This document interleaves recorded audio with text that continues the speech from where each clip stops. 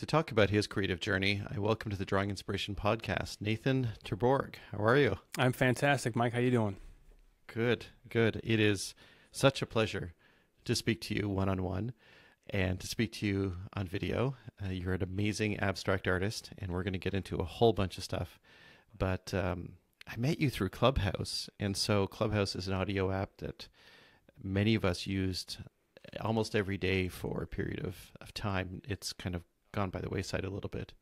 But I always enjoyed when you were in a room talking, because you had so much insight and a breadth of knowledge of not just art, but creativity and just being human, that I always appreciated your words and your wisdom and your insight.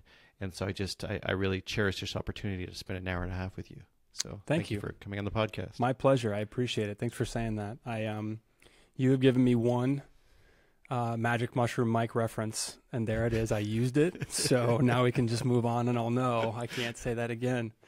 That was one of my favorite Clubhouse nicknames. But yeah, I think fondly upon those days when there was a room popping pretty much all the time. You know, that was the connections.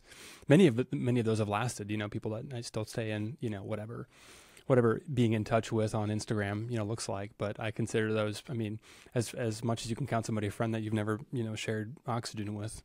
I've got a bunch of them, you know. It was a pretty special time. Yeah, it was a perfect time for me in understanding creativity around the world and what people were doing. And I learned so much, especially and we're going to get into your abstract art, just understanding that bit has been because I work in realism, so being able to talk through that and seeing your Instagram feed, we'll talk about that later as well, because you put out so many videos and people can see the work that you're doing, and it frightens me and it excites me at the same time. But I'm wondering, Nathan, at what were you, and I obviously have to go back to the childhood again, but were you a creative child? Was this something that was in your nature beyond just being a curious kid? Definitely. Yeah. It's funny. My mom always says, you never met a hobby that you didn't like. And so, and that's really true. I pretty much did everything that I could get my hands on. I would try, whether it be, you know, sports, art, music. I mean, I never got the letter jacket in high school, but if I had, I would have filled those sleeves with pretty much everything, from all the sports to also art club, choir, theater, you know, all of the above. So yeah, so when I was a kid, I was interested in anything that I could make with my hands. I grew up in a time where, you know, you'd get breakfast in the summertime. You would be sent out the door into the neighborhood and then just, you know, be back by dark. And that was just figure it out in the meantime. We were very fortunate. We, the house that I grew up in, backed up to a bunch of city land. And so there was a big, just woods, you know, river back there. So that was a big part of my childhood. Was I would go and I would whittle, my grandfather was a woodworker. And so he got me my first pocket knife, and I did a lot of, you know, whittling. I would carve. I mean, as a young boy does, mostly just, you know, weapons for imaginary threats that one might encounter back by the river. But that's when I started, you know, really playing with wood and carving and that kind of thing. But I love drawing, and so most of my subject matter when I was growing up was, you know, sports figures or wildlife. There's still a pretty good Timberwolf. That's pastels that hangs in my grandma's house, and it's funny. She said not too long ago, why aren't you doing wildlife anymore? So it's just not what really catches my attention at this point, Grandma. But yeah, so there's a good amount of time growing up where that was my main focus. And it's funny, I kind of connected these dots very recently, but I realized that as I got a little bit more serious about my drawing, I would take works in progress to my mom, and I would say, how's this look? Did I get the hand right? Did I get and of course at the time when I was, 8, 9 years old, I wasn't, thinking about myself or my life experience through the lens of being a perfectionist. But, in middle age now, I certainly have come to realize that's a big part of kind of how I'm wired. So not to skip too far ahead, but the work that I'm doing now is very much a response to there not being a right answer. I mean, if you're drawing a baseball player, the hand ought to look like a hand. There is Right. of course there's interpretation to that, but, and so the work that I'm doing now in working abstract is very much an attempt on my part to sort of counteract that perfectionism that I have come to realize as a big part of my DNA. Oh, that's going to be fun to explore. So were you, like you said, you were into all the hobbies and all the things. What does that look like as you go through high school, and then what came in next after high school for you? Did it become a bit more focused? I went to I did, yeah, like I said, I did pretty much everything in high school. I went to college, and I wasn't sure what I wanted to study. I think I never did finish any of my degrees, but at different times I studied journalism and psychology. I did minor in art for a short amount of time, but I only amassed maybe 3 years of school altogether between a couple different colleges. The short version of my college experience is I went to a small Division III school to play football, and my freshman year, I think I got up to I'm 6'5", so I got up to about 250 pounds. I was a defensive lineman, and I checked into treatment about 2.5 years later, and I weighed 176 pounds. Meth was my end of the road drug. So that was my college experience. That speaks to why I didn't finish any degrees. So anyway, a long way of answering a fairly simple question. Art was a big part of my sort of early college. I shouldn't say big part. It was a part of something I wanted to minor in and keep doing. But I think I may have taken, I don't know, 4 maybe art classes in college, and that was pretty much the end of any type of traditional education that I got in that space. I will say, though, to kind of go back a little bit, I was very fortunate. My parents were super encouraging of whatever I wanted to do, and so they happened to randomly have not one but 2 separate friends who were working artists or art teachers. And so as a child, I was very much encouraged. I got lessons from both of them, Doug and Julie, at different times, and that was incredible. I mean, just to be encouraged at such a young age. And they had different styles and very different, teaching styles. But as far as my art education, I would say that the bulk of it took place between the ages of, 7 and 11. Was really when I learned, that I loved to do it and that I wanted to do it as long as I could. But to kind of close the loop on that, once I got into recovery, and ultimately got sober, then I kind of had to get busy working and figure out how to make a living, and art was pretty much set aside for the better part of 20 years after that. Wow. I appreciate you being open with that. I know that you had some challenges, and I know that we don't know what everyone goes through or has gone through or is going through. And so I appreciate you sharing that. It's that must have been a real challenge. I'm glad you're here speaking with me, and I'm glad you're the artist you are now, and that you found the recovery that you did. Was there, like, having no real knowledge with that, did art play any kind of role? Like, what? I'm just trying to understand, like, how do you move from that forward? And then maybe you could talk about, like, you didn't come back to art really for 20 years.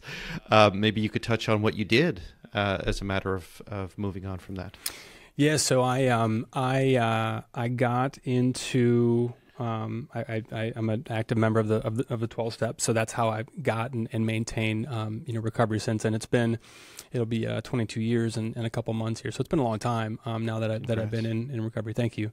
So as far as trying to connect the dots, I guess for me, what happened once I got sober was, okay, now I'm in my early 20s. I didn't, have a degree to speak of. I kind of had to figure out, like, all right, how am I going to make my way, in this world? And that's, at that time, or slightly before, I got recruited to be a part of a sales organization. And so I learned that I was pretty good at selling. And so that led to a career in business.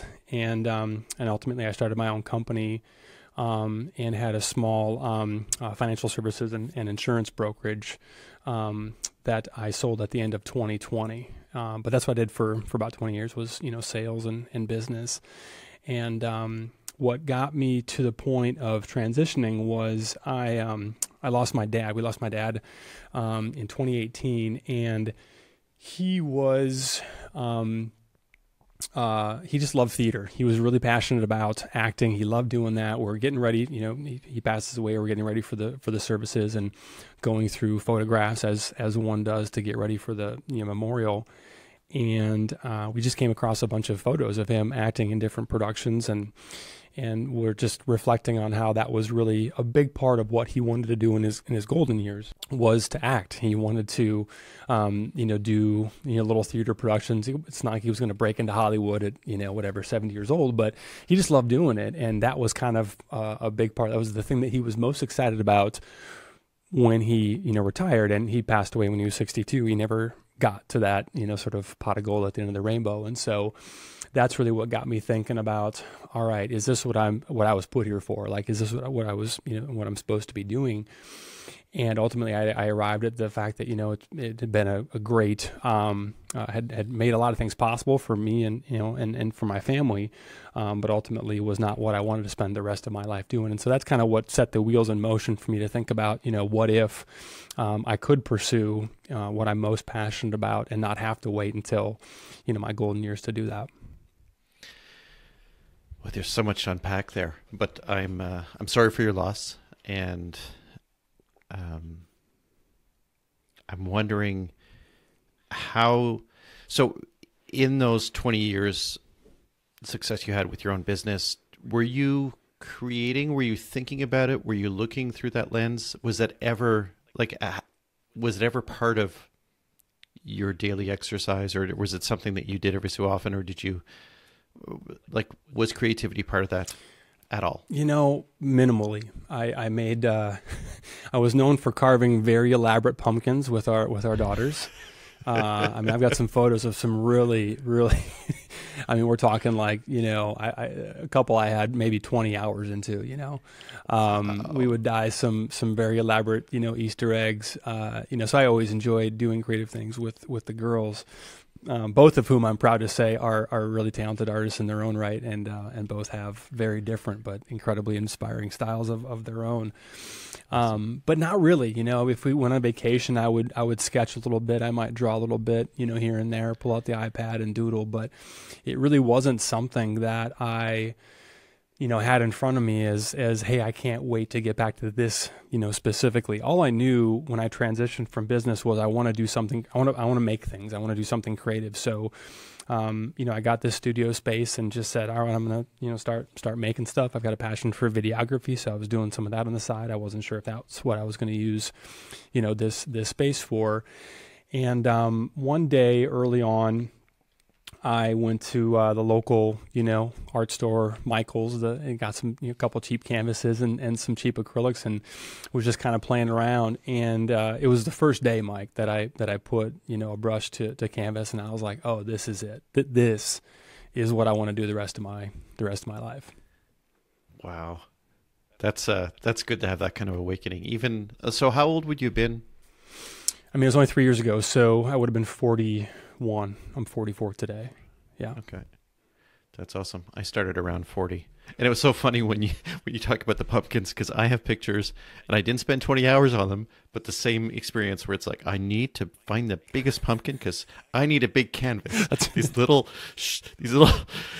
grocery store ones aren't cutting it. That's it. I need something big. That's it. I ended up growing my own. I remember one Halloween in particular where it was like, it was well past dark, right? So, it's, I don't know, 7:30. And our oldest daughter at the time was like, Dad, are we going to go trick-or-treating or what? I'm like, I got to finish this Little Mermaid for you. And she's like, this isn't for me. That's not what she said. She wasn't enough to connect those dots at that time. But her look was like, dude, just, it's time to go trick-or-treating, Yeah. Yeah, it was the same way. Ariel can wait. Yeah, your costume looks great, but look what I did with Dora. That's exactly right. That's exactly it. Yeah, out with the Dremel tool, and it's a mess everywhere. There's pumpkin pulp Yeah. Yeah. So that's so you walk into Michael's, you end up putting a brush to canvas. What was the first piece you did? I've got some pretty rough, some pretty rough pieces that are still actually right up above me in the little storage area. It was abstract from the beginning. Some of it had some figurative elements to it, but it was just me moving paint around. I didn't have, a style to go back to because I hadn't done anything enough to have developed a style. When I was in college, I was all over the place. I mean, I was taking entry level, courses, so it's not as though I developed anything resembling a portfolio or anything like that. So, so when I started, it was just me, pushing paint around and doing my, best imitation of the work that I like looking at the most. Was there a common thread? Were you into a specific color space or a texture? How did it start for you? Because and I'll be honest with you, when I look at abstract, I mean, when I look at your work, like I want to touch it one day. Like I would love to be in your workspace with you, to be honest. But when I look at abstract art, some of it works for me and some of it doesn't. And I'm wondering for you, like, was there a thread for the first few pieces? Was it a color space? Was it a material? Like what? Maybe talk through that. I want to understand what it is about the abstract baked. I know you've talked about perfectionism before, and maybe we'll get there as well. But what is it about, at least that first jump into it? Explain what you were doing, and then you look at a piece and think, okay, I'm going to do something different. What does different look like, but is still the same? Yeah. Right. Yeah, what I was doing at the time is really the exact same thing that I'm doing right now, which is just relentless exploration and just chasing my curiosity. I was just curious. I mean, the early work that I did was very colorful. It was I started with just acrylic, paint, and then I got into using spray paint and then kind of combining the two. So I went and got, almost every color that Montana makes of spray paint and did kind of I wouldn't really call it street art or graffiti, but just, trying to see what I could do with as a very unskilled, person trying to create different effects with spray paint. I think it didn't take long though before I started to really want to really get my hands in it, even more, to really try and create more texture and do more with paint. And so I started kind of sanding. And growing up, I should probably, this is relevant to share. In high school and college, I worked a bunch of just assorted, construction jobs, mostly as a grunt, laborer moving material around. But occasionally they had a need for me to, use a nail gun or do other things. And so I grew up with a comfortability, with tools. And I think that I was always just absolutely fascinated by the different effects of what rotting wood would look like or did look like, or what the effects that would happen when you glued something down and then ripped it up, and just the pattern that would make. And so when I was beginning to paint and I would sand things down, there's only so much sanding you can do on canvas before, you ruin it. So that quickly transitioned me into working with wood panels. So I got a bunch of store-bought wood panels and worked with those. And then ultimately started to make my own wood panels out of traditional materials. And then that transitioned into non-traditional materials. So for me, I think as soon as I discovered my love for texture and for materiality, that's really when paint kind of, or I should say just more traditional materials and processes kind of went by the wayside and got me into what I'm doing now. Yeah, I was putting together the questions, and I, typically ask, "What's your favorite brush or pencil?" And for you, I was like, "Well, what's your favorite angle grinder?" Like it was a completely different space. Yeah. As a matter of looking into this, and I really love the idea that you talk about this, about dumpster diving and just gathering these materials and bringing them to life, and this endless curiosity and exploration that you're doing. Is there?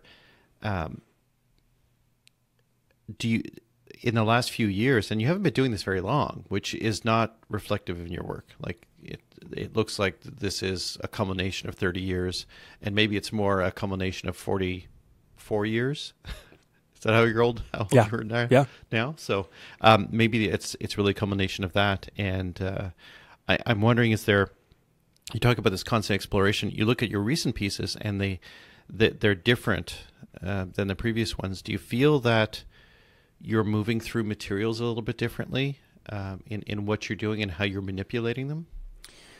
I think so. I hope so. I think for me, what just fascinates me to no end is what different material can produce in terms of textures and effects and appearance. Some of the work that I've done in the last few months has got a little bit more color in it, but I kind of have this, totally made up rule that I can break whenever I want, but it's that I'm only using color that is inherent in the material itself, or that is produced by the process of, the way that I might manipulate it. And so with a lot of my work is seasonal too, just based on, what's laying around. A lot of what I did last winter, as we approached the snow and icy season, was using snow and ice as a mask or as a resist as I was burning and torching wood. That's just me working in like what's here. What can I make with what's right in front of me. This past summer, I go on a lot of long walks with my creative director, my dog Leo, and we there's a stream that we love going by that always has, it's kind of the runoff from the industrial area where my space is located, and so just pulling plastic bags and any amount of just waste that washes down through the drainage ditch, just using those materials as well. Like, to me, the way that I work through materials is I'm just like a little kid. I mean, I'm just hungry for more, and I'm never going to run out, because there's no end to the amount of waste that's that's available out there. And my secret weapon, not so secret weapon, but the one material that I use on every piece that I make is resin. And so that allows me to take material that is otherwise very fragile and would certainly not be archival, and lock it into place. And that has been something that really opens up any number of doors. I was playing with, I've got dozens of different experiments, most of which won't see the light of day. But one of the things I was playing with the other day was we were on a walk, and I saw a rotting piece of drywall, not rotting, but degrading. It was starting to come apart from water damage. And that's not something that you could use, but if you put enough layers of resin on it, that's locked in place for quite some time, So I don't know if I answered your question, but those are some words. No, it's helpful, because I think understanding that obviously resin is a key component here, because it's one thing to manipulate materials and try and conform them to some idea that you may have, or allow them to express their own interest in being something different, but then to lock it in place with resin is important. Resin is something I've worked with fiberglass, but that's but not for the purpose of art. So when I look at you burning wood, I'm thinking, oh, that would be fun, but it is. But when I look at some of your recent work, where you're taking these large posters and you're applying flame to them, and they're basically changing from a flat material into this weathered skin of what it used to be. And I'm wondering, like, when you're working on these pieces, are you sketching? Are you prepping? Like, are you planning? Or is it just, I'm going to do this thing and I'm going to move it over here and see what happens next? More the What's latter. The process? More the latter, yeah. I really only plan out a piece if I'm working really large scale on a short time frame, which I've done a couple of times. I did an event this past fall out in Georgia. It was a festival, and I made a large piece over the course of about 2 days. I had a general idea about, kind of just compositionally where I wanted things to kind of fall, but for the most part, I'm really just working intuitively and responding to the things that came before. I'm interested in the way that a piece evolves and trying to, you know, get out of the way and let it become what it wants to become. Not to get too, but that's really what I love doing. And so everything leads to the next thing. You know, one of my mantras is there's no mistakes. It's always yes and, you know, that first rule of improv comedy.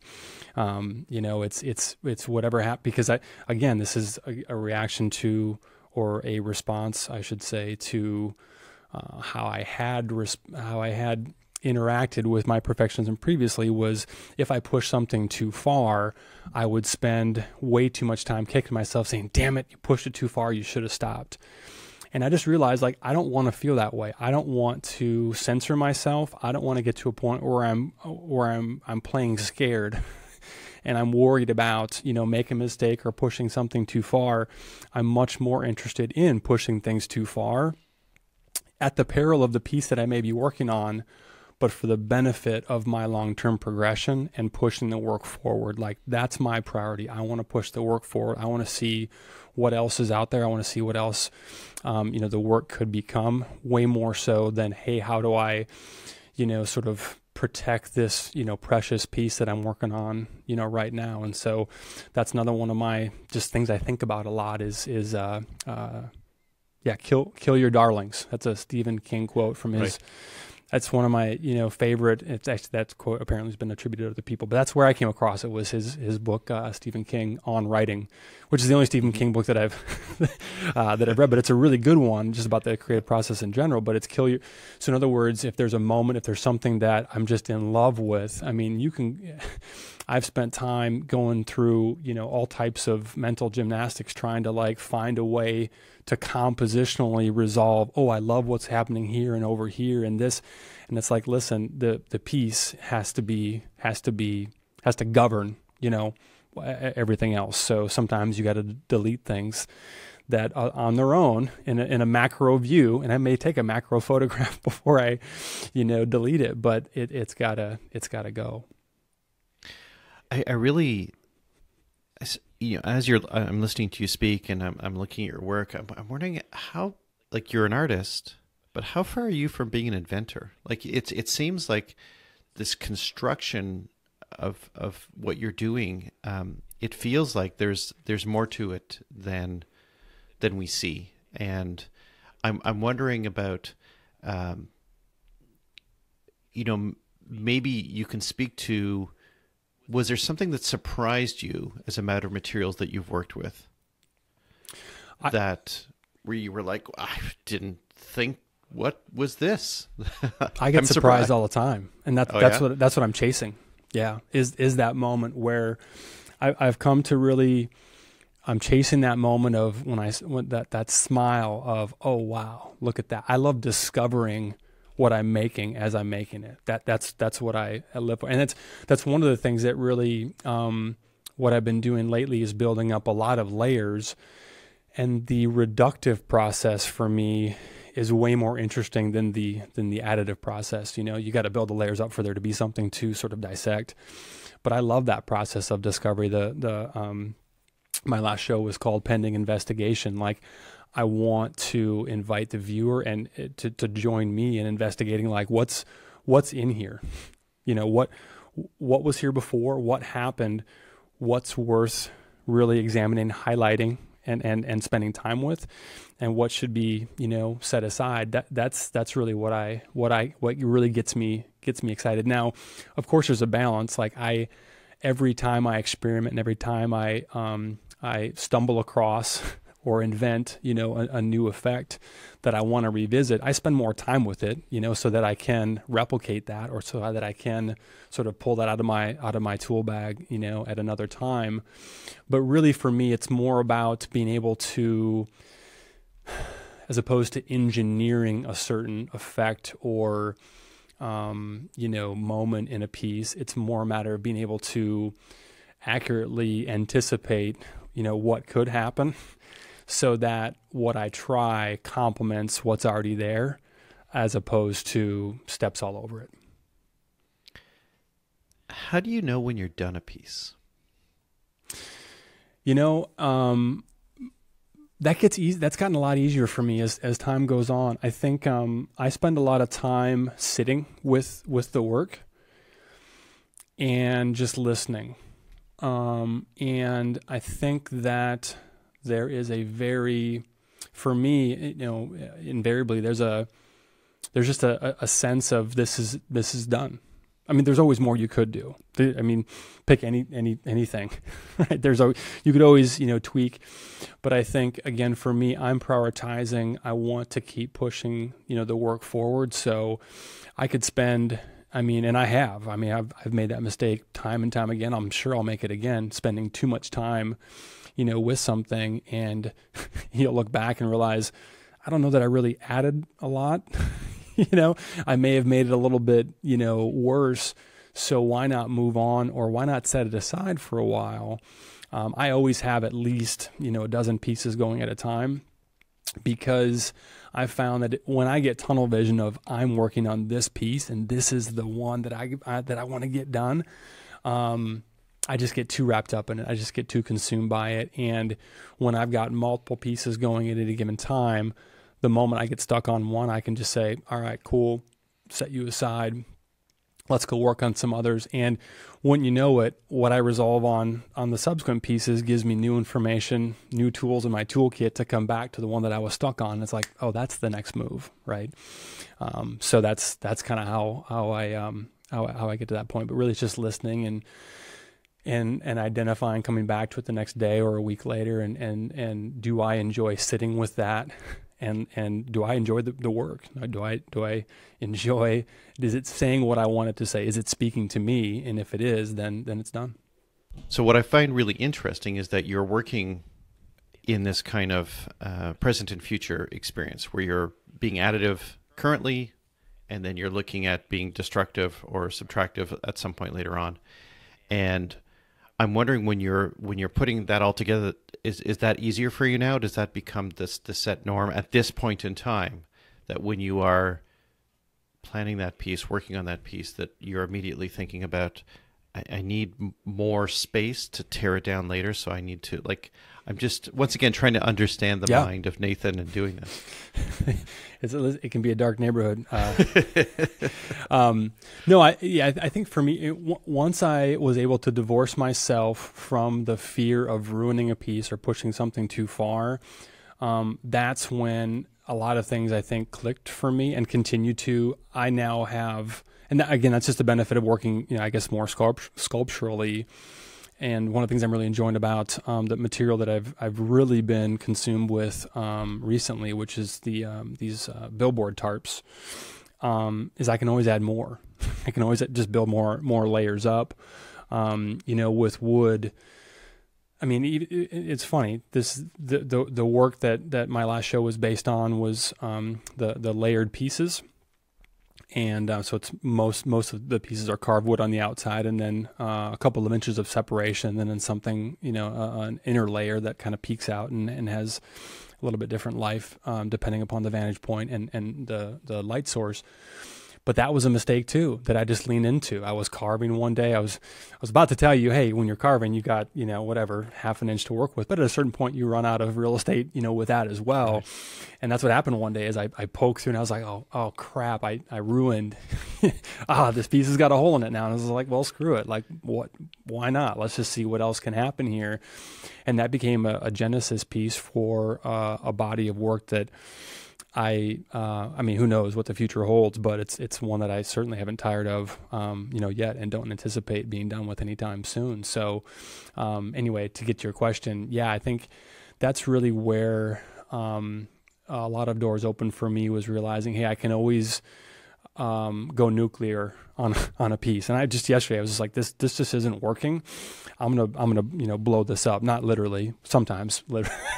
But figuratively, and I'm just going to build up a ton more material, a ton more layers, break it down. And again, I just like having options, I was never a good poker player, but I did play for a little while, and you want to have a lot of outs, right? When that river card comes, you want to have options. And so, so I like having options. I like having a lot of outs when it comes to, resolving a piece, and working in 3 dimensions does that. And so Is there a typical size that you like to work with? Like, and how small have you gone and how large have you gone? As big as possible is my typical size. Yeah, I'm really I love working big, and it's kind of a double-edged sword because I've found that it's becoming harder and harder for me to work smaller because I don't think you'll find many artists who don't enjoy working on a bigger scale. But with the material that I'm using, there are some logistical considerations that I'm working through as far as how does work get from point A to point B. But bigger is my favorite size for sure. And if we were to go into your studio, once again, back to the whole idea of tools, what tools need to be charged, need to be powered, need to have material available? What do you need to have by your side when you're working? Well, I've done this a couple times now. 4 times now. I've taken my show on the road and packed up what was absolutely essential and made work on site. I did it twice this year so far, once out in Oregon and once out in Georgia. I would say that if I had to fit it into a carry-on, it's going to be my I've got a lot of different types of torches or flames, but the kind of standard go-to is just the Bernzomatic, propane. Those you can buy anywhere, most of the tools that I use, I can get supplies for, at any Home Depot or Lowe's. I mean, I have not set foot in a proper art store for a couple. I mean, it's been quite some time, unless I'm taking the kids to re-up their paints or markers. But so it's going to be a torch and some version of a rotary tool. Dremel makes a bunch of different models. And a lot of other third-party companies make really cool, carving bits. And so I'm going to throw a bunch of bits into a bag and use that. But yeah, there's a lot of if we're going bigger, there's a lot of shaping discs that go on an angle grinder, and we can get more complicated from there. But I also love my orbital sander. I love just taking real thin little, Carpaccio slices off the top and seeing what can be exposed with those as well. Is there a tool that you haven't used yet that you would love to try? I mean, there are some skills that I'd like to acquire. I'd like to work with metal. I mean, it's only a matter of time before I do freestanding, sculpture. And so I'm going to learn how to weld at some point. I made the mistake of starting to follow some people that do glass work, on Instagram. And oh man, that looks like fun too, I actually do there. I'm getting set up to be able to melt and start doing pouring of metal. I'd like to be able to melt down like aluminum cans and pour that over pieces and integrate more metal into what I'm doing. So that's coming at some point, probably. Have you done any metal work at all before? No. No. I mean, I've used repurposed aluminum, like for HVAC, ventilation or those types of things. I've got a number of pieces where, with my layered pieces, that's the inner layer that I'll cover up and then kind of carve. From there, I used some rusted barn metal on a piece this past summer, but I'm just attaching that to the inner layer. I'm not actually working with the metal and doing any kind of, proper metal work yet. Right. I keep telling my wife, because in college, I learned welding and, working with MIG and TIG welders and oxyacetylene. And I keep telling my wife I want to get an oxyacetylene torch. And she's like, why? It's like, just in case I need it. Right. Like I want to play with it. Absolutely. It has to have a cutting torch on it. Yeah. I remember cutting a sunroof out of a Subaru I had.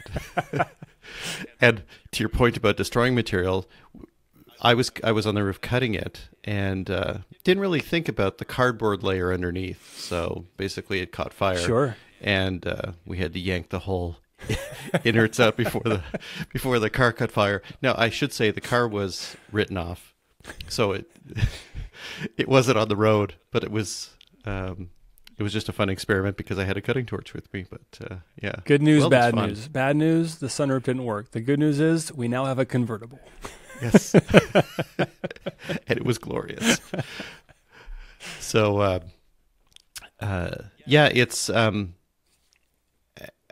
I'll be curious what you do with metal, because I think that's an interesting exercise. I'm impressed with what people are doing with that. And if you end up doing metal and glass, that's a really interesting mix as well. Oh yeah. I've seen some people, there was a couple of people on Clubhouse that were doing glass work, and I don't understand that medium at all. Yeah. At all. What do your kids think of the work that you do?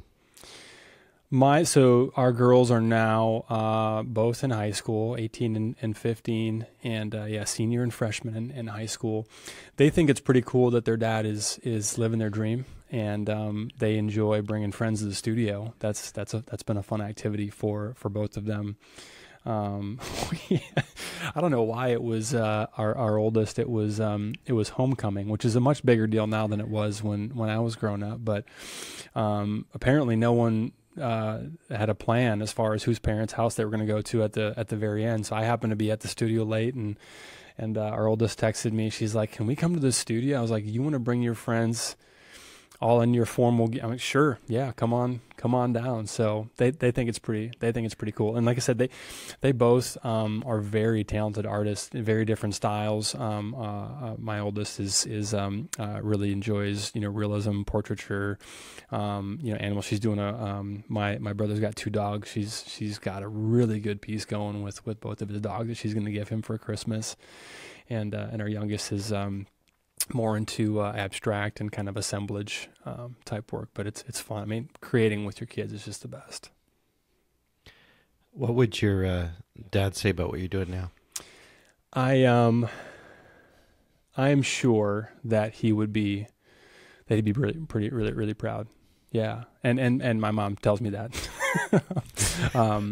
quite a bit. Yeah, I'm sure he'd be proud. Yeah, it's I think it's great to see people like you doing this. I do think it's important that we realize that there's getting off the treadmill early can be scary, but it's good to do that and follow what you feel is inside you. And what's interesting is you didn't know it was inside you for years, right? Until that happened, and it was there all along, and now you're able to sand it and grind it and expose it so that we can all see what you're working on. So I'm not going to be that far away from trying something, because when I was seeing your pieces where you had that kind of a layered effect, where you had the wood torn away and then you were able to see behind it, I commented on one, maybe I sent you a message or something, but I was thinking I would love to draw something in behind one of those pieces. So I'm still thinking at some point I may have to reach out to you and just ask what tool I should get. Yeah. What approach I should do. I'll tell you, and for everybody, like, just go get a Dremel, like just an average. They're so great, and you can get any number of bits at just your local home improvement store. Like, that's a great way just to experiment, just get a piece of random wood and have fun with it. It's a blast. It really is. Are you using a torch a lot? Mm-hmm. Is that, do you use that on every piece? No, not necessarily. Most though, yeah, a version of it, whether it be, burning wood or I've been integrating different found materials. Most of them industrial. Like, most of my neighbors kind of know now that what I'm looking for and what I've been using, and so I've been using a lot of like packing plastic. So really more melting that. Being safe, using my ventilation, masks and all that. But the billboard tarp is another one. But yeah, it's what I love about fire and heat specifically is that it's a way to sort of very quickly mimic what happens in the natural world of just degradation. The way that things kind of break down. I love the whole concept of wabi-sabi, that the Japanese aesthetic of finding beauty in impermanence and in imperfections. When people ask what inspires me, I say I love a beautiful sunset like anybody else, but when I'm going on my walks, I'm really just fascinated by the way that those bricks are, that retaining wall is breaking down, or the way that the cracks, in the street were formed. I mean, the line work of just your average, poorly maintained asphalt road it's amazing. It's undefeated. You know what I mean? Like sometimes I'll see things in the natural world or just the way that things break down and be like, well, what's the point? Like I'll never be able to, make a piece that's as beautiful as, this mold, that's growing on this, tree that's rotting in the woods or, whatever it might be. So anyway, that's one of the things I really like about heat, is that it can really accelerate the degradation of the materials that I'm working with, and allow me to attempt to capture sort of the beauty in that ugliness. And that's really, a lot of much better, more educated thinkers around art say things to the effect of, you don't really know what your work's about, and you don't need to until it reveals itself over time. And that's definitely been my experience.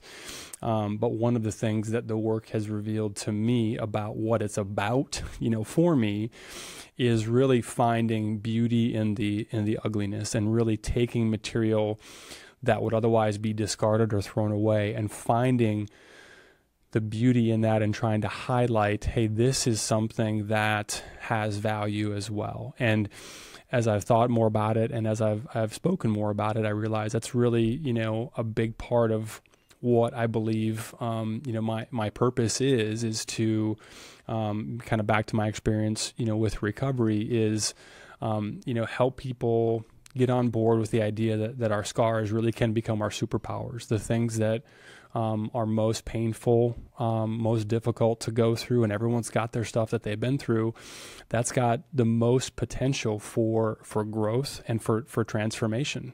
Growth is always painful. Growth is always uncomfortable. And so when I think about, the materials that I'm using and what I'm doing to those materials to achieve, my version of beauty or interest, it's very indicative of how I think about, my life and up to this point. And if I had something to put on a billboard or share with other people, it would be a version of, get curious about, what would be worth investigating and unpacking, and seeing if you can say something, with that, or speak to that. I love all that. Two things came up.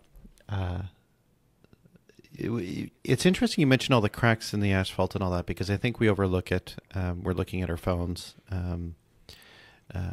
We're looking for what we think is the beauty, when we should be looking at nature being nature. And it's small things, like we've got this Russian sage that grows right beside our driveway, and every summer it pushes itself up through the asphalt, and I'm like, can you please leave my driveway alone? But I get frustrated with it, and I tell my wife we got to move this, but at the same time I'm like, you are so resilient. Yeah. Like, yeah. Isn't it awesome that you're taking your nutrients from over here, and you're deciding, this is what I'm going to do now. I'm going to come up over here. It amazes me. Yeah. And yeah. So that was one thought. The other is, have you ever had the burning, the flaming that you do? Did you have anything ever go sideways on you and think, uh-oh? In a sense of, I got a fire. So before I answer that question, my first thought was, who may be listening to this? I will say simultaneously, hey kids, try this at home, and also don't try this at home. Right. So when I use kids, I'm using the pejorative term of, human beings. Yeah, I mean, I do my burning outside. I mean, I've got my space has got an overhead door that leads to an apron, and so I've always got water nearby, a fire blanket nearby. I've learned to make sure that I've got protective eyewear and all that. But I've certainly had pieces where I was doing some burning, and it just burnt well beyond what I intended. But again, back to that whole ethos of, that's what was that's what was supposed to happen. And so what could I potentially now, do with this?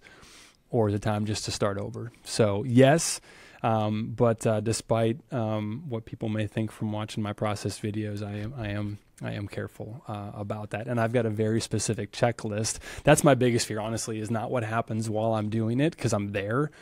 You know what I mean? It's is something smoldering that I pull inside that overnight, that's my biggest. So I've got a whole checklist around if I've been doing burning that day that I go through before I, shut the lights off and go home for the night. So what do you do? Do you douse it with water and Yeah. Contain it that way? Yeah, contain it with water. Sometimes I'll have sand nearby as well if I just need to like completely cover something up. I've got a few different techniques now for being able to that's what I love about fire and just flames in general. It's are you familiar with the show Dexter? Did you ever watch that show, or a few? I didn't watch the whole series. The premise though, right? Like, so so he's got that serial killer gene, and his dad was a detective who recognized that and channeled that for good. That's the backstory of Dexter, right? So I sometimes joke that I would have been a pyro of some kind doing worse things if it wasn't channeled towards towards art. But that is one of the things I love about fire, is that it can be influenced, but it can't really be controlled. I can kind of steer it a little bit. I can influence it. I can kind of try to put it out at a certain point, but especially with different effects, there's such a thin line between right where I want it amber, just toasted, and freaking charred and black. So anyway, it's a fun game to play. But I got a lot of different ways of stopping or influencing the flame that I employ for different reasons at different times. That's cool. Now, I want to get to the video, because the video work that you've done and the video and your reels and all that, because we've had conversations on Clubhouse about this. And we've been part of rooms where people talk about, how as an artist, creating these reels gains you a bit of traction and favors the algorithm and that kind of stuff. You do such amazing work with video. Can you talk through kind of how you approach that, maybe some of the equipment that you're using, just for another artist who's interested in trying to capture their creative process? Totally. Yeah. I mean, I'll say this. I think, the algorithm's it's gonna keep changing. It's gonna be a moving target. I definitely did get some traction on Instagram during a time when reels were prioritized. That day is coming. I don't know anyone that's getting good activity on Instagram anymore. Right. So what I've come to discover is that I really do just enjoy that video diary element of things.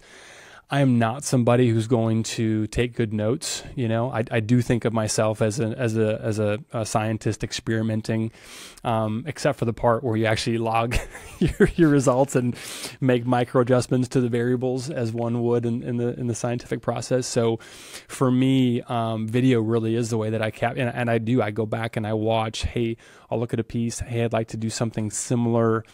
With this one, I'll go back and watch my own, reels. Oh, that's how I did it. Because for me, it's not so much a matter of the technique, but it's also the sequence, the order in which I do things makes a huge difference in terms of, what it looks like. So I would encourage people to, whether you share it or not. I mean, that's the nice thing about, the age we live in. It's not like you're wasting film that you need to go buy more of, right? Like, you get to decide, what you do or don't share.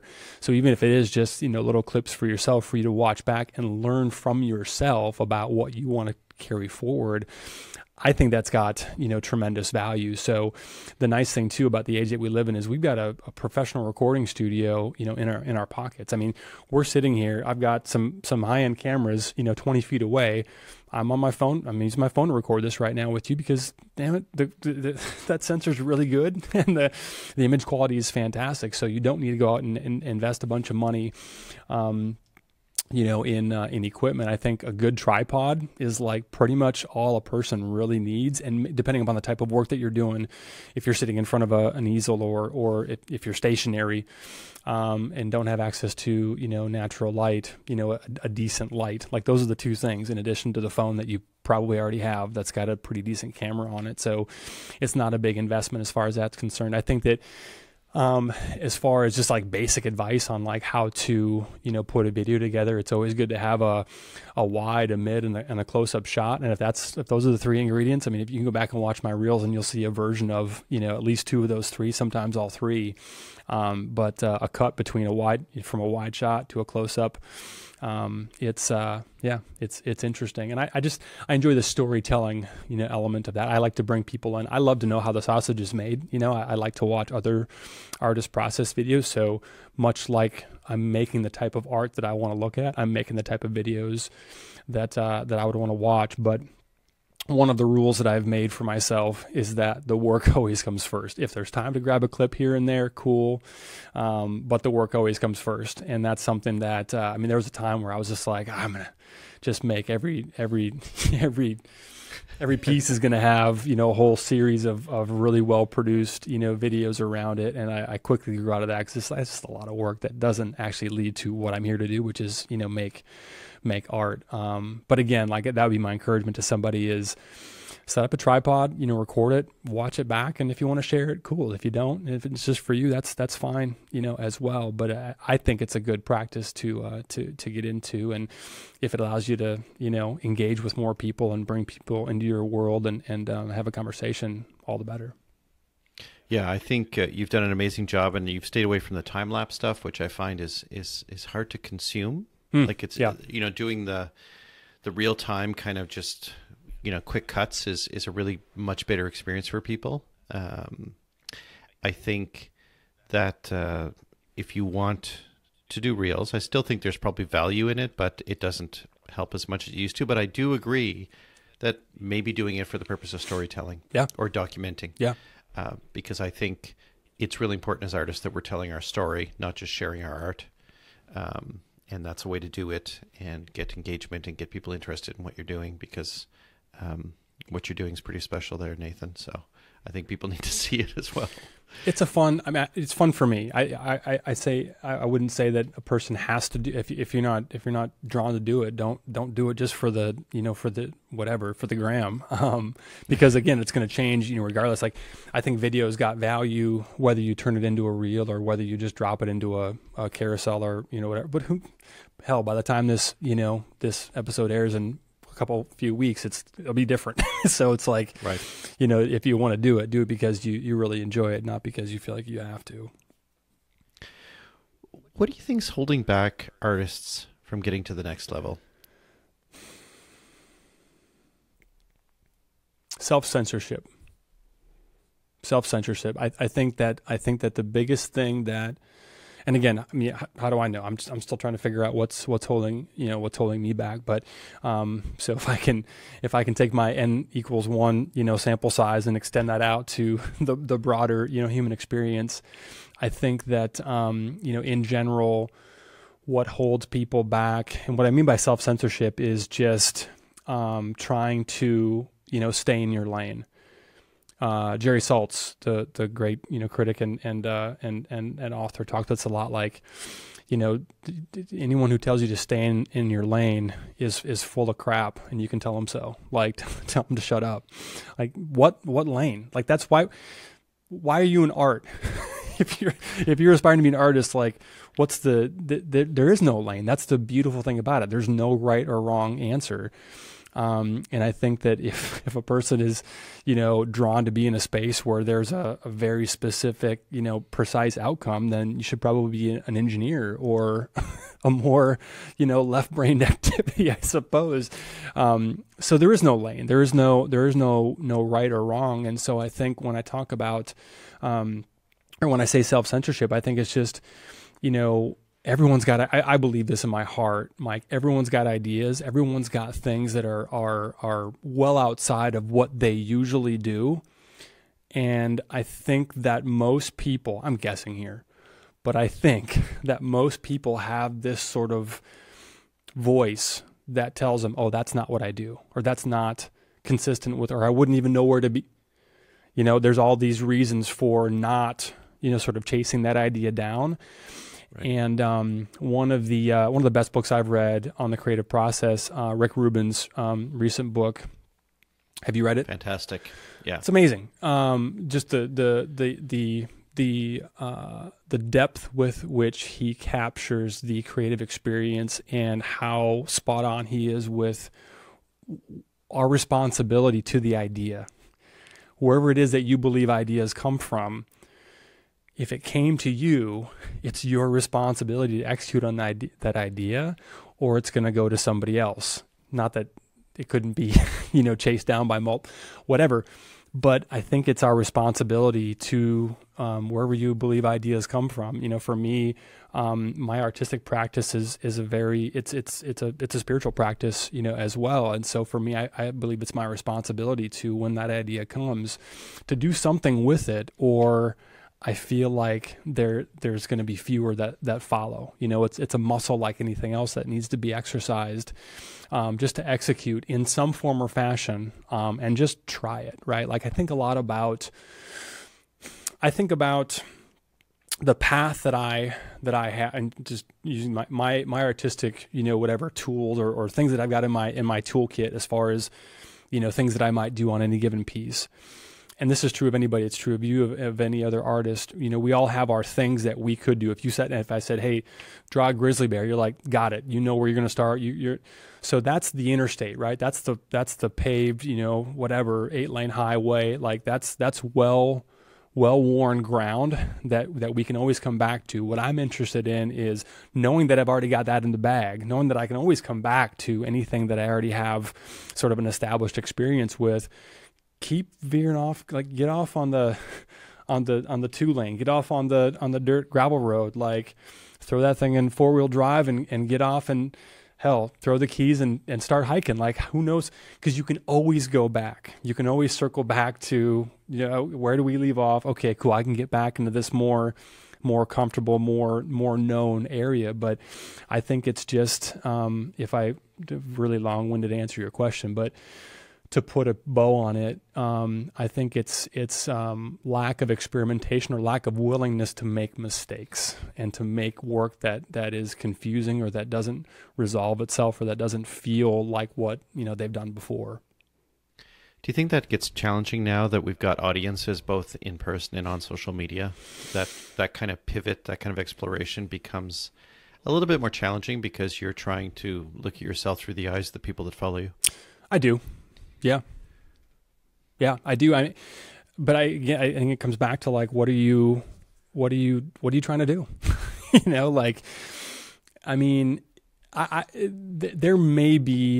There's probably a person or two listening to this who's just got it dialed in, and they're like, I freaking love my style. I love what I do. This is what I want to do. As long as I get a chance to do it, God bless you, rock and roll, keep doing it. You know what I mean? Mm-hmm. But I am light years away from, hey, this is it. I'm just going to keep staying in this lane, indefinitely.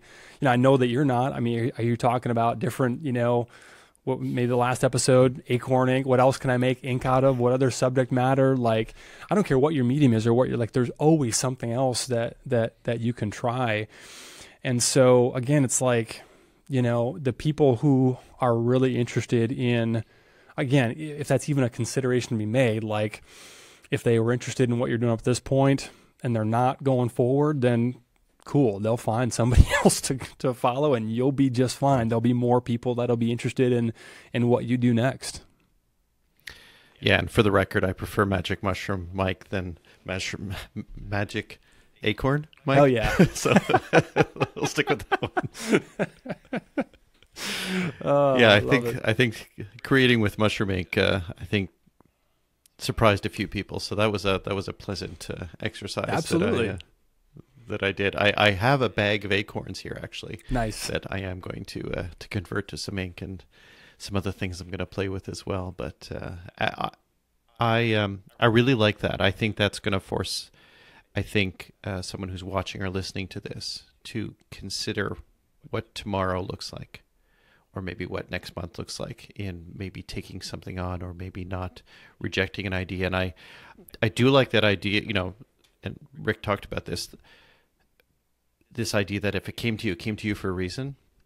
And, I forget who said it, but somebody had commented that, the most expensive real estate in the world is graveyards, because that's where ideas went to die.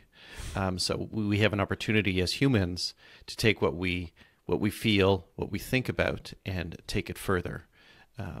And we owe it to humanity to be able to do that. And who knows where it takes us. And some of them could be scary, but some of them can be really impactful on others. So, yeah. And I feel like our conversation is probably impactful on others, having been through the experience ourselves. It's supposed to be scary, right? Like, I don't know. I think art is supposed to be dangerous. It's supposed to be, I mean, if it doesn't take us if it doesn't take the artist, the creator to new places ourselves, how can we expect our work to really resonate or connect, with people beyond just a basic level?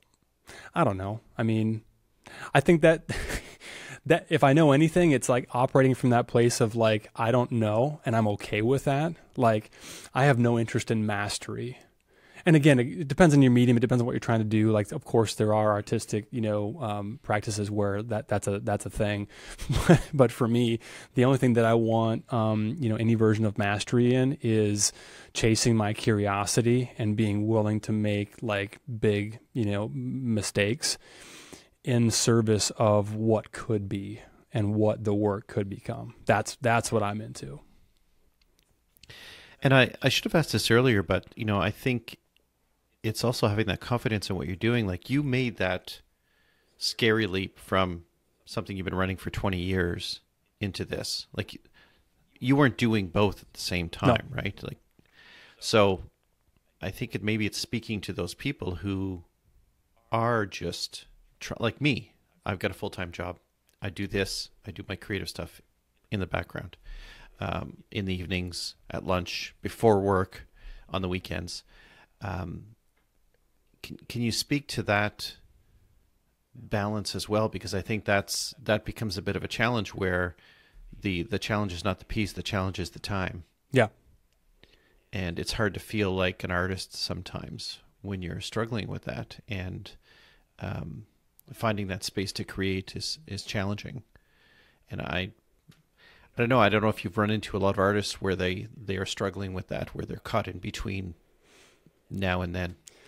I mean, I think that regardless of what we're talking about, whether it's time to make art, time to put towards, fitness or finances or relationships, or the things that if we were to sit down and make a list of these are my priorities on paper, and actually ran that up against, cross-reference that with an actual audit of our time, that's where I would begin with anybody, with any conversation, starting with myself, right? Like, how much time do we spend, scrolling through social media, watching, just wasting time? There's so much more. I don't care.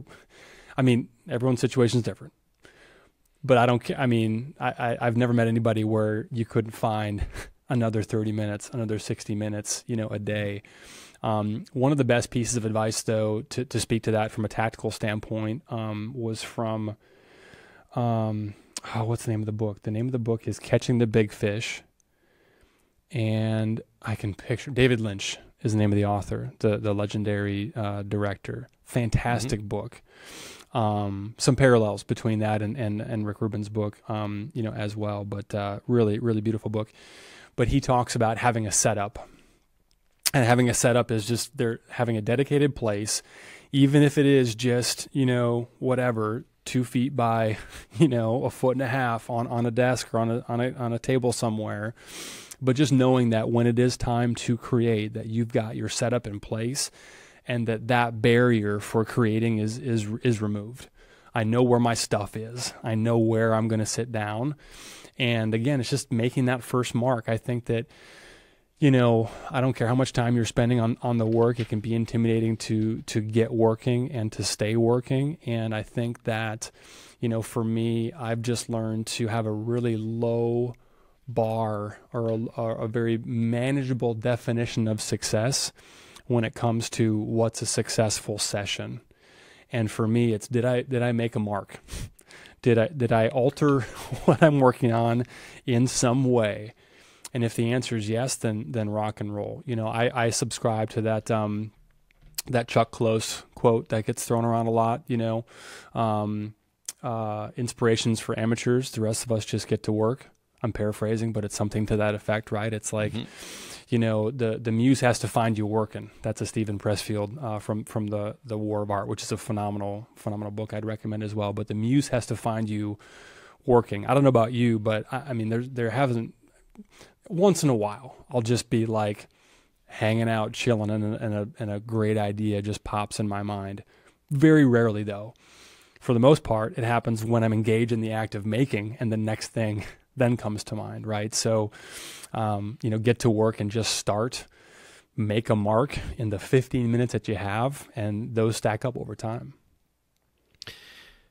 Yeah, you said so much there, and you referenced many books, and so I am going to take this opportunity to remind people to check out the show notes. Whether you're watching us or whether you're listening to us, I will provide a link to the show notes, and I will link out to everything that we spoke about so that people can take and explore these books and all these resources as well.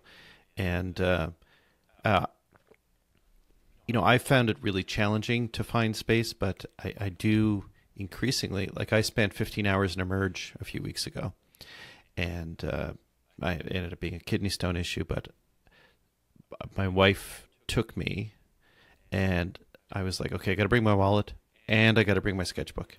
Like I cannot go without my sketchbook, and I ended up doing 3 sketches in the emergency room. People probably thought I was crazy, but for me that was I needed it more than a blanket or a Tylenol 3.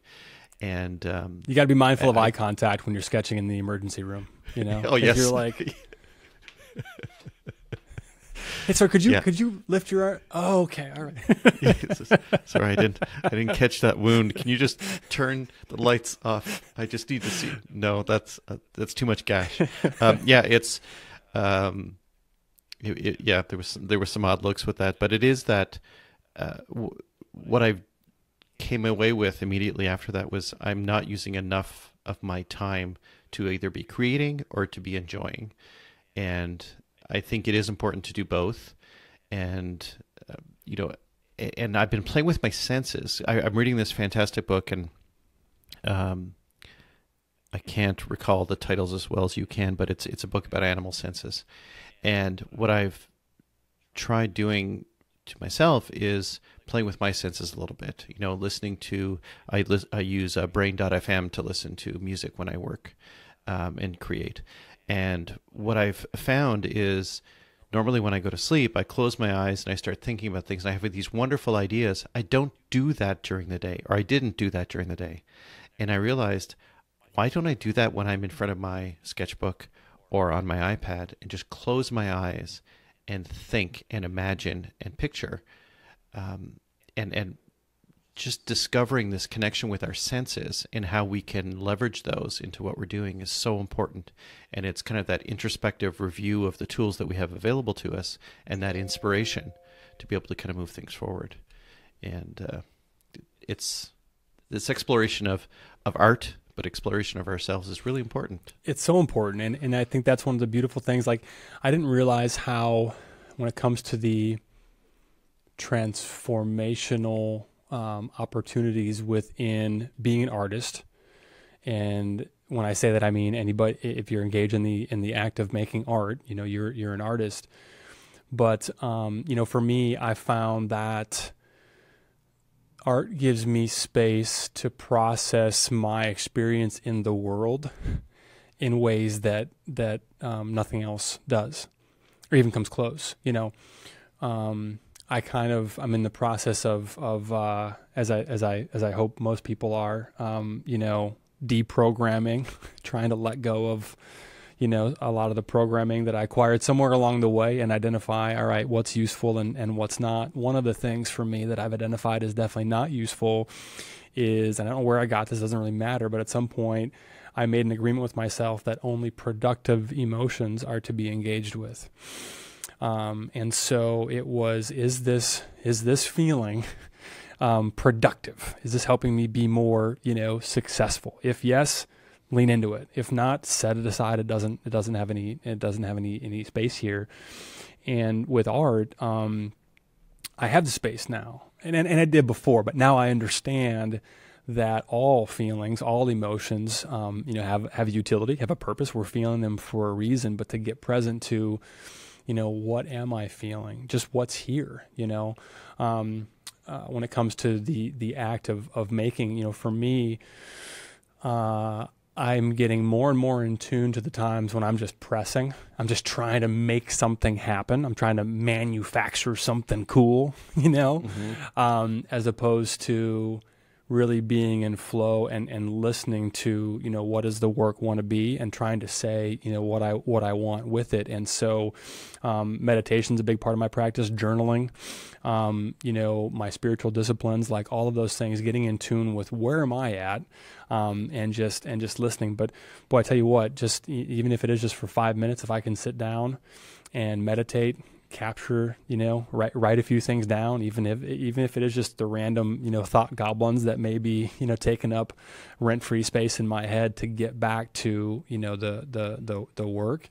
Boy, that's time well spent, because you close your eyes and, we're visual people by nature. Like, things are going to keep happening. We're going to keep processing, things visually, even when we're not taking in, new visual information, probably even more so.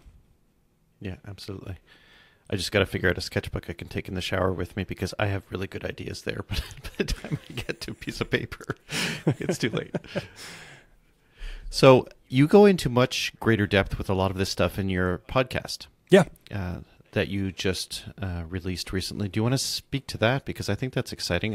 When I asked you to come on, I didn't realize you were doing this, and I saw this, and it's like, that's fantastic. So can you speak to Just Make Art, your new podcast? Yeah, thank you for bringing that up. Yeah, we it's myself and Ty Nathan Clark, who's a great friend of mine, phenomenal artist as well. Everyone go follow Ty Nathan Clark. And he actually has a mentorship program that I participated in right when I first transitioned. So that's kind of how we got to know each other. I was in his mentorship program and learned a ton. I mean, that helped me out tremendously. One of the things, and we just became friends, and kept our relationship going even after the program was done. So one of the things I've always loved, quotes. That was one of the rooms that we did for a little while there in Clubhouse. I love, just the fact that, for $17, you can get a physical copy of a book or an Audible version, and you can get all the best things that the most impactful human beings who have ever lived have acquired in their entire life. You know what I mean? For 17, I don't know about you. I got something in my ears almost all the time. Sometimes it is, Brain FM and binaural beats. Sometimes it's a book. Sometimes it's music. But I'm absorbing, something when I'm doing almost everything, now. So why not have it be, something like that? But anyway, quotes are something that I've always loved. So that's what Ty and I do, is just break down different quotes, many of them by artists or other creatives in any number of creative spaces, and just talk about our experience as working artists and the process of making work. So that's been a lot of fun. Season 1 is we're releasing that right now, and going to start recording season 2 shortly here. I'm excited. I love seeing people challenging themselves, doing something different, telling their stories, and so it was exciting to see that. So I would encourage everyone to check it out. I will include, once again, a link to that, so that people can find you and listen to those conversations with you and Ty. So before I get into the idea of homework, I always love to leave with a bit of homework. I'm wondering what you have coming up as a matter of shows, places where people can find you, because I know you have something exciting going into February of 24, and we're recording this before that, but you will be listening to this, I hope, people, before this event comes up. But if you can talk through that, maybe. Yeah, sure. Thank you. I've got my next solo show is coming up. It's going to run through March and April. and I believe it's opening the very last day of February. It's at it's called Another Gallery in Denver, Colorado, right on Santa Fe, which is kind of in the arts district there.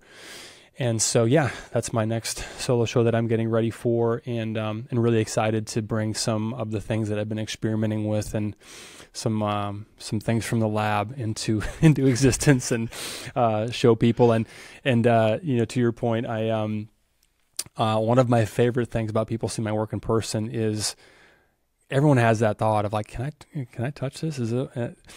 It's not going to be this next show, but at some point I am going to name a show, Please Touch the Artwork, because it is coated in multiple layers of bulletproof resin. So you're not gonna break anything. I always tell people, if you don't like how it looks, just turn the lights off and see if you like how it feels. Maybe you'll like it better then. I'm going to hopefully I'll have a chance at some point to touch your work, because I do want to get a chance to see this in person. I love seeing you on Instagram. And I'm wondering, from everything that you've done in such a short period of time, I'm wondering what homework looks like from Nathan. Well, listen, so I'm glad you teed me up for this and got me thinking about this. And really it's just going to be hopefully just a finer point on something that I've talked about a lot already today. But it's just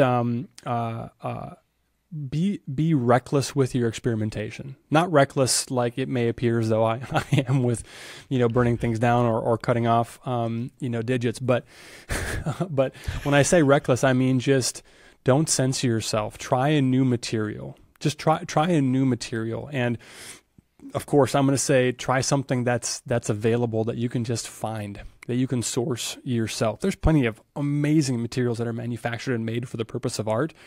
But boy, I mean, anything that makes a mark, that's an art tool. Anything that leaves a mark, that's an art material. And just play with it. I don't care what your medium is. Like, there's always something else. If you're painting, try a non-traditional you know, tool to apply paint. And again, this is for everyone who doesn't have it all figured out. So if you've got it all figured out and your whole deal is dialed in, like, keep going, keep doing that, right? But if you're interested in seeing, you know, what else might be possible, that's my homework, is just try new things, try different subject matter, try different colors, try different materials. You know, go to here, let's be specific about it. Go to your local hardware store, go to your local Home Depot, and spend less than $20 on 3 different things and just see what you can do. Add it to what you're already doing, but you'll have some fun. You'll have some fun. There's some crazy things that were manufactured. They didn't even know they were making art material, but they were. As soon as you start using it for art, it's now an art material. Just don't tell anybody, because they'll charge you 10 times the price for it in the art store, right? That's right. That's a fact. So I'm curious now, if people want to connect with you, where can they find you online? Where are you most active? Well, my wife still gives me a hard time about this, but I do respond to comments and DMs on Instagram. That's probably the best way to find me. My website is just my full name, Nathan Terborg, Terborg.com, and that's a great way to also sign up for my newsletter, which I do quarterly, just kind of an update on what I've been up to, send out my recent catalog and videos and news and updates and all that fun stuff. That's fantastic. Now, before I let you go, I'm curious about maybe what's the best advice you've ever received in your creative pursuits?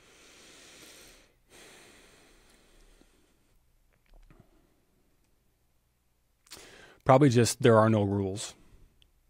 I mean, I think I learned a lot from Ty, who I did the podcast with, but in his mentorship program, you know, that's one of the things that he did for me was just give me permission to give myself permission, right? Like, I didn't need permission, you know, from him, no more than you need it, or anyone who's listening, you know, does for me or anybody else.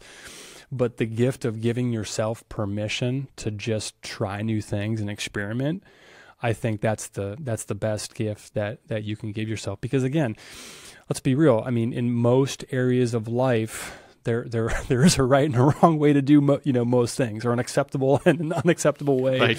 You know, to do most things. If I told my wife, hey, I got some new ideas on how this marriage is going to go. That may or may not go great. If I tell my, the people that expect me to pay bills, hey, here's the new schedule, or here's what I'm going to pay this month. Like most of adult life, has responsibilities and has a certain way that things, need to be done. And I think that if you can give yourself permission to create a space for yourself, a physical space, but also a head space around when I'm in this mode, there are no rules, and I get to do, like, you are the master of your own kingdom, when you're creating whatever that kingdom looks like, and embrace that, and not if, but when the voices come in, they're probably not yours, but those voices of, oh, what's so-and-so going to think about this?